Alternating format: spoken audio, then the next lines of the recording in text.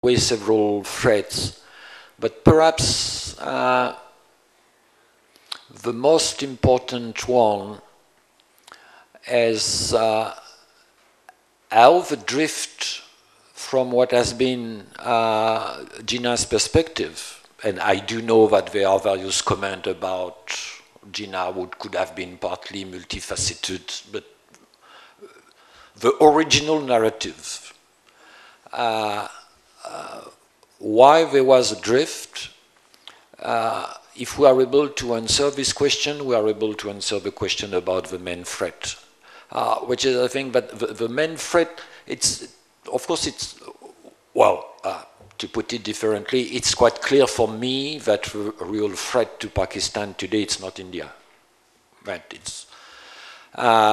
It's internal. But when we have said that, how to define, here again, I'll come back to the point I made before. When there was the mad fringe, it was well defined. The main threat is when radicalization seems to spread out of the extremist. It's probably the most important threat, but the question is how it has been allowed to be so. To put it from the other side, on the question of the beauty of culture,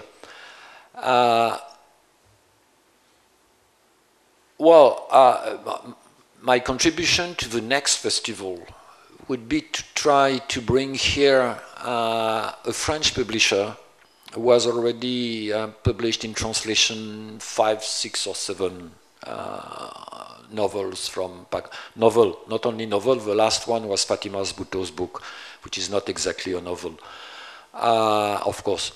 Well, some would say that it's partly a novel, but but that's another story.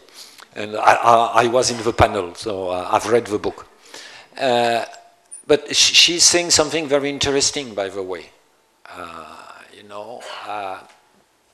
And I've not quoted her, but it's interesting when she says, I'm just trying to look at the quote.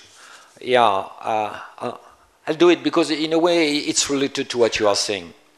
While pockets of Pakistan fall to the Islamists, filling the vacuum created by decades worth of corrupt government and the country became a state synonymous with fundamentalism, there are also millions who would shake their heads and say, there is another Pakistan. That the one spoken on BBC's headlines isn't the Pakistan they know at all, that the Pakistan they know is tolerant and diverse as has always been, and it's linked to the shrine of Mango Pir that she wrote about, that the Mango Pir is proof of an alternate retiring society.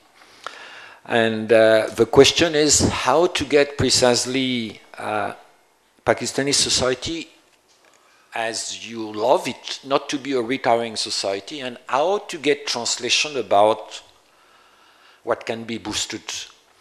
And that brings me to the third question about the wake up. Here my answer is very clear. The ball is in your court. Just as the ball is in, you know what has happened in Tunisia or in Egypt. I'm not calling for sedition in Pakistan. Certainly not. But on a different way, the alternate Pakistan could have support from abroad, but basically it's a matter here. And the alternative narrative, when you look at something that I know better than Pakistan literature, of course, of French literature, particularly from the 19th century, those depicting the life of the first or second generation of factory workers, the life of what Victor Hugo called the Misérables, or what Zola called about, the coal miners and factories workers and all that. In a way, the novelists have anticipated history. And I do suspect that it would be the same in Pakistan. Thank you.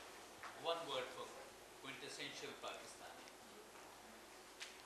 She said, why don't they write about it? Anyhow, thank you so much. I wish we had more time, and novelists can sort of preempt political commentators, and they will have the last word. Thank you so much. And now, may I request the French Consul General, please, to come and give this gift on behalf of French Consul. I must say that it's because of Monsieur Ramage that I'm here, because, you know... So we should be grateful to him and not to you. Absolutely, absolutely. He arrived really not long ago in Karachi, and I'm amazed, and I know quite a number of French diplomats, I'm amazed by the number of people he has already met, and he took the decision to bring, you know, well, you do with what you have. On a short time, it's easier to get scholars than writers. So now the question is, what will happen next year? And the next year has 20 seconds. Yes, 20 seconds. Just to say that, no. This is a confirmation of what I'm trying to do. We had two scholars today, two French scholars, and I think that, as you said, it's very important to have French contributions with French perceptions of what's happening in the subcontinent, which will be added to the British, American, Indian, and Pakistani perceptions. That will be for the benefit of everybody. Thank you very much. You stick to the 20 seconds.